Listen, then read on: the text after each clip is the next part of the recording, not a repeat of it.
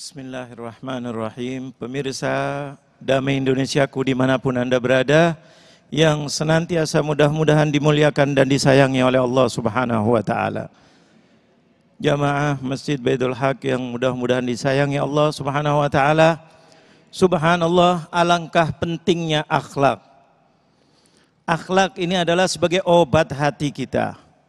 Kita tahu kita sebagai makhluknya Allah, Allah telah muliakan yaitu yang namanya Adam dan keturunannya. Wa qad karramna bani Adam.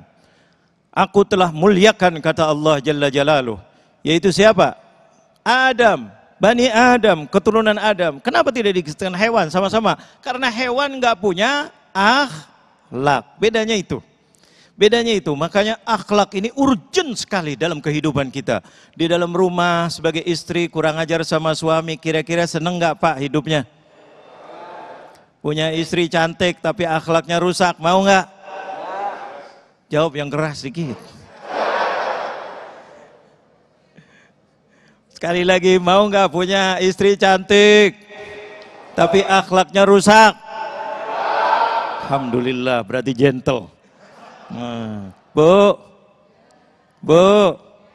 punya suami kaya, ganteng, belum ditanya, dasar mata duit, belum ditanya, belum, kaya, ganteng, jabatannya tinggi, tapi akhlaknya rusak, mau nggak? Yang keras, mau nggak? Enggak, subhanallah. Ini contoh untuk bangsa Indonesia, mudah-mudahan begini. Kita mau akhlak yang mulia, apalagi punya anak, titelnya tinggi, ibunya, bapaknya nyekolahin, susah cari duit siang malam, tiap hari bangun pagi nyuciin untuk anaknya, betul.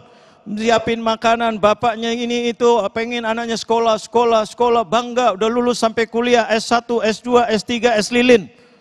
Wah, sudah jadi anaknya kurang ajar. Mah, jangan banyak tanya ya. Astagfirullahaladzim. Kira-kira ibunya seneng nggak punya anak begitu? Sedih. Bapaknya seneng apa tidak kira-kira? Tidak seneng, subhanallah. Akhlak ini adalah yang paling mulia. Dalam kehidupan dunia begitu juga. Kita dalam bernegara, ini karena urgensinya dalam bernegara ini, kita harus punya akhlak. Jangan mentang-mentang yang kuat, saya paling kuat. Kamu punya apa? Waduh. Anda tidak melihat Fir'aun kekuatannya luar biasa. Allah kasih sedikit aja, ngejar Nabi Musa. Dipikir katanya bisa selamat. Allah selamatkan Nabi Musa. Fir'aun dan tentaranya mati tenggelam di dalam air laut. Terkenal ini dan mesti dilestarikan oleh Allah. Untuk apa? Inilah orang yang gak punya akhlak. Punya jabatan tinggi luar biasa. Punya jabatannya Fir'aun itu tinggi. Tidak ada raja yang lebih hebat daripada Fir'aun. Rajanya raja, kekuatan tidak ada kekuatan. Emas-emasnya sampai sekarang kalau kita lihat museum, namanya Museum Fir'aun. Itu di Mesir, di Kairo. Allahu Akbar, itu emasnya luar biasa. Tapi mati dalam keadaan tidak bisa punya apa-apa. Dilestarikan oleh Allah. Nih orang yang sombong. Ujung-ujungnya mati dan dicontohkan oleh Allah. Inilah orang yang zalim. Kenapa zalim? Tidak punya akhlak, wal'iyadzubillah. Harusnya dia jadi pemimpin, makin sayang kepada rakyatnya, makin sayang kepada anak buahnya. Tetapi dia zalim karena Nabi Musa mengajak kepada kebaikan. Mengajak kepada kebaikan. Jangan begitu. Istrinya yang membantu Fir'aun dibunuh oleh Fir'aun karena kezalimannya, tidak taat dengan Fir'aun. Karena apa? Karena merasa dirinya itu adalah Tuhan, sombongnya wal'iyadzubillah. Saya harus tunduk kepada saya, kata Fir'aun. Istrinya dibunuh sendiri. Asiyah diangkat derajatnya oleh Allah Jalla Jalaluh. Ketika lahirnya Nabi Muhammad dibangkitkan Sayyidah Asiyah untuk menyambut salah satunya Rasulullah SAW. Baca kitab sejarahnya Rasulullah ketika lahir. Itu karena apa? Istri yang solehah. Karena dia tahu perbuatan suaminya adalah perbuatan yang lem. Akhirnya istrinya diangkat mulia, namanya mulia, matinya senyum, berdoa kepada Allah, Rabbi ibnili indaka baitan fil jannah. Bangunkan untuk aku ya Rabb di sisimu nanti, maksudnya di sorga, istana. Sebelum wafat ditunjukkan oleh Allah, ini istanamu wahai Asiyah. Asiyah istri Fir'aun, senyum. Senyum gembira melihat nanti wafat akan mendapatkan istana yang luar biasa. Meninggal dalam keadaan senyum. Makanya akhlak ini adalah luar biasa. Jangan sampai kita meraih mencari ekonomi tinggi, akhlaknya luar biasa, hancur. Tidak. Kita alhamdulillah bangsa Indonesia punya akhlak yang mulia, yang sering disebut dengan Pancasila. Apakah itu bukan jelmaan daripada akhlak yang mulia? Apa di dalamnya diantaranya?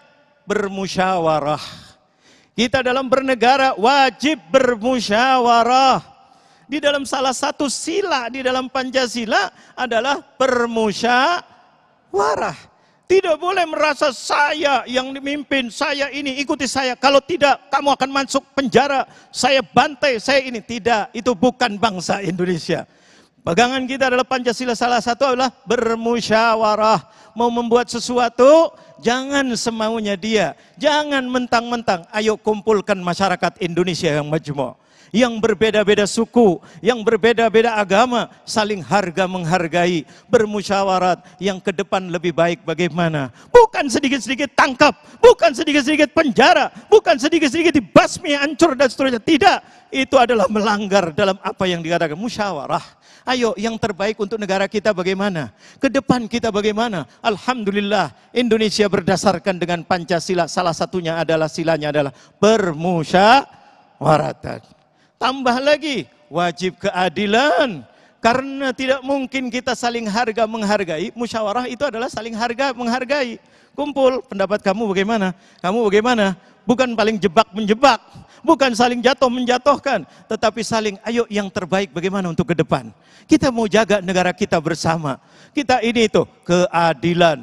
Di dalam Pancasila ada dua keadilan. Sila yang kedua dan sila yang kelima.